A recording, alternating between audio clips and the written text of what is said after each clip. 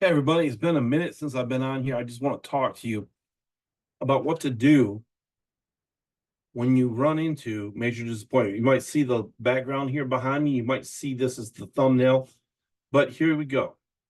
How to handle major disappointment. Want to tell you my circumstances. It's been a very disappointing few days for me. I had inked out some time to go away and see one of my mentors in West Virginia, and the hurricane came and a lot of flash floods. We made it up to Western North Carolina, found out the roads up ahead were washed out, and there was a dam that was supposed to fail. And so we decided that it was in our best interest to come back home. That was disappointment one. But also with that, when we decided to come back home, we also decided we probably should, I was supposed to go see my mom. I decided at that point it wasn't safe for us to go see my mom. So after coming home, we found out that it was time to get our tags renewed, which we knew was coming, but we thought it was nothing more than getting emissions and getting the tag. Well, the emissions failed. So then we went to go get the temporary 30-day extension, which they allow us to do in the state of Georgia. Found out we had a ticket. So I go do the research, and we do have a ticket, but not one, but two. And I had put aside the whole day to not necessarily for this, but I had a meeting later on in the afternoon with somebody I was supposed to do some business with. I was going to become part of their program so I could do some business for them and with them. And about 10 minutes before the call, I get a notification, meeting ain't happening. We found people who are better qualified than you. Not even taking the meeting.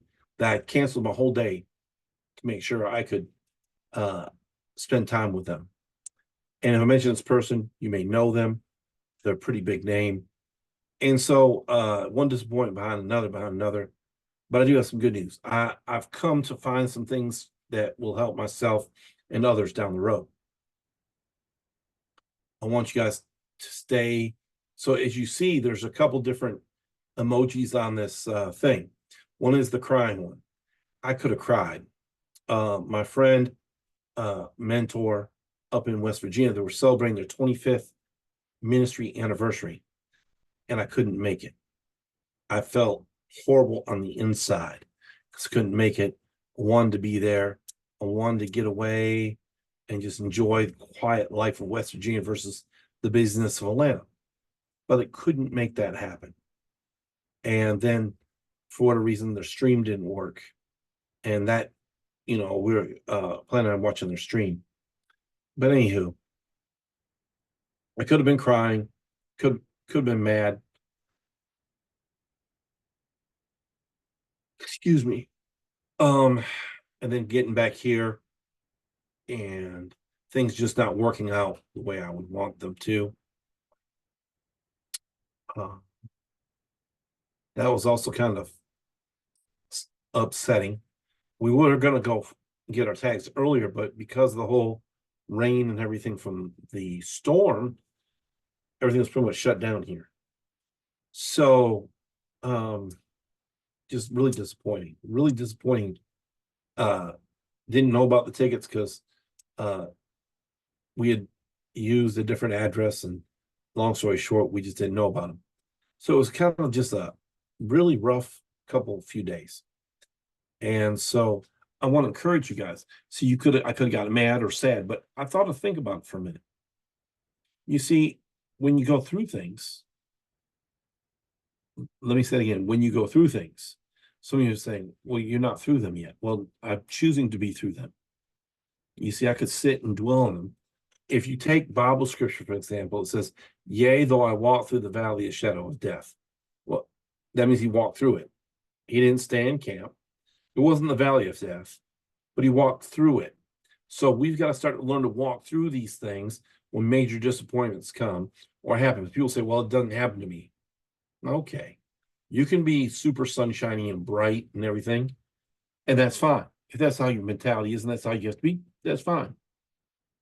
But I typically have very high expectations of how things are going to go and how I'd like things to go.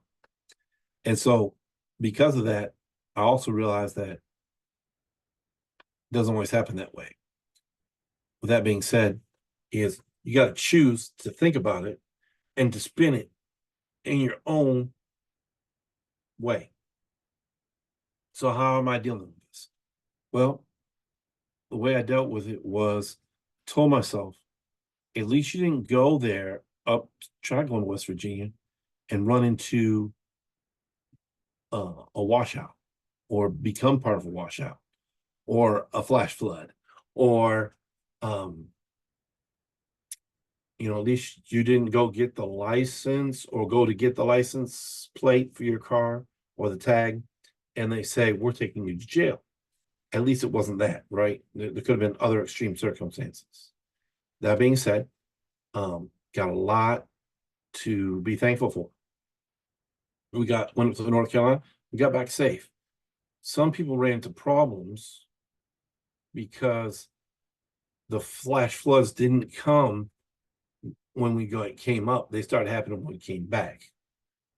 Because sometimes the higher up you go in elevation, sometimes it doesn't hit right away. It gets stored further up the mountain or further up in the atmosphere, and then comes down later. So we got back safely.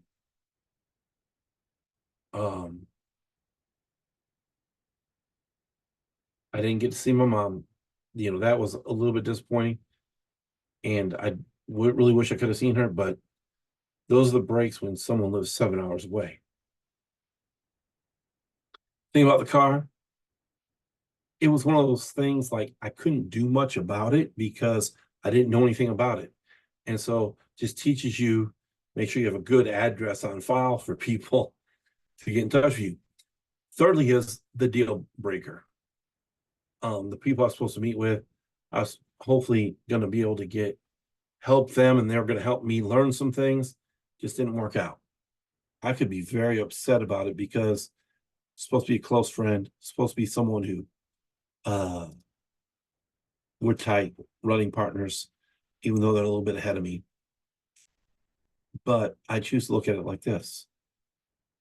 Just the opportunity to be able to be on the list, even though they didn't even get to the place of interviewing me, what I could bring to the table. It's okay, because it's not for me at this time for whatever reason. I was hoping I could make some extra money on the side while I'm working on my own stuff, but it just shows me that it's time for me to go forward in my own thing and not necessarily, I don't really rely on other people. I just want to help other people while I'm helping myself, while I'm helping the people I serve, if that makes sense. I feel like you can help in a community and help in a greater community and help in your own smaller community. So hopefully these things make sense to you. Not a whole lot of training, not a whole lot of stuff, but hopefully this is helpful and you guys can get something out of this. This is Chris Collier, Conquer with Chris. Have a great day.